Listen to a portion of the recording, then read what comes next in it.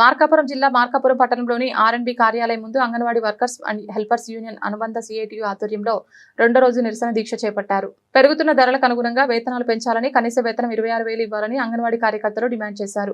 ఈ సందర్భంగా సిఐటియు నాయకులు బాలనాగయ్య మాట్లాడుతూ, గత ప్రభుత్వ కాలంలో సుమారు 43 రోజుల పాటు అంగన్వాడీ కార్యకర్తలు వివిధ నిరసనలు చేపట్టిన సమస్యలు పరిష్కారం కాలేదన్నారు. ఎన్నికల సమయంలో కూటమి ప్రభుత్వం హామీ ఇచ్చినప్పటికీ ఇప్పటి వరకు సమస్యలు పరిష్కరించలేదని విమర్శించారు.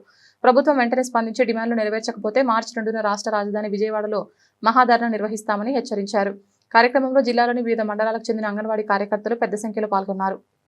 సోదరులారా, ఈరోజు anganwadi workers and helpers union ఆధ్వర్యంలో నిరాహార దీక్ష కార్యక్రమాలు జరుగుతూ ఉన్నాయి. ఈ నిరాహార దీక్ష కార్యక్రమం జరగడానికి ప్రధానమైనటువంటి కారణం, గతంలో అధికారంలో లేనటువంటి కూటమి ప్రభుత్వము నాయకత్వం ఎలక్షన్ ముందులో మేము అధికారంలోకి వస్తే ఖచ్చితంగా అంగన్వాడీలకు సంబంధించినటువంటి డిమాండ్స్ను పరిష్కారం చేస్తామని గతంలో హామీ ఇవ్వడం జరిగింది. గత ప్రభుత్వంలో 54 రోజులు నిరాహార దీక్షలు ధర్నాలు చేసినప్పటికీ ప్రభుత్వము దొంగ మాటలు చెప్పి తప్పించుకోవడము జరిగింది. ఈ ప్రభుత్వం అధికారంలోకి వచ్చిన తర్వాత నేటి వరకు దాదాపు రూపాయి కూడా పెంచినటువంటి పరిస్థితి లేదు. పెంచకపోగా ఈరోజు అంగన్వాడీలకు రక్షణ లేకుండా చేసేటువంటి పరిస్థితి ఉంది. అట్లాగే ఉద్యోగ భద్రత లేకుండా చేస్తూ ఉంది. రోజు ఒక కొత్త యాప్లు తీసుకొచ్చి అంగన్వాడీలను తీవ్రమైనటువంటి ఒత్తిడికి గురి చేస్తూ ఉన్నారు. ఏదైతే ప్రభుత్వము ఇవ్వాల్సినటువంటి కనీస వేతనం 26,000 రూపాయల జీతము ఊసే మాట్లాడేటువంటి పరిస్థితి లేదు.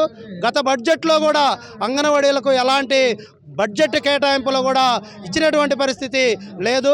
అందుకని ఖచ్చితంగా ఏ అయితే anganwadi workers and helpers union demands ఉన్నాయో ఈ డిమాండ్స్ను ఖచ్చితంగా పరిష్కారం చేయాలని మేము అంగన్వాడీ యూనియన్ తరపున సిఐటిగా మీకు డిమాండ్ చేస్తూ ఉన్నాం. ప్రధానమైన డిమాండు సంక్షేమ పథకాల్లో అంగన్వాడీలకు అవకాశం కల్పించాలని, కనీస వేతనం 26,000 ఇవ్వాలని, అట్లాగే కొత్త యాప్లను రద్దు చేయాలని, పనిభారము తగ్గించాలని, అట్లాగే ఏదైతే ఉన్నటువంటి రిటైర్మెంట్ బెనిఫిట్స్ కల్పించాలని, అట్లాగే ఈ ప్రభుత్వం ఇచ్చినటువంటి హామీలను అన్నిటిని అమలు జరపాలని ఈ సందర్భంగా డిమాండ్ చేస్తూ ఉన్నాం.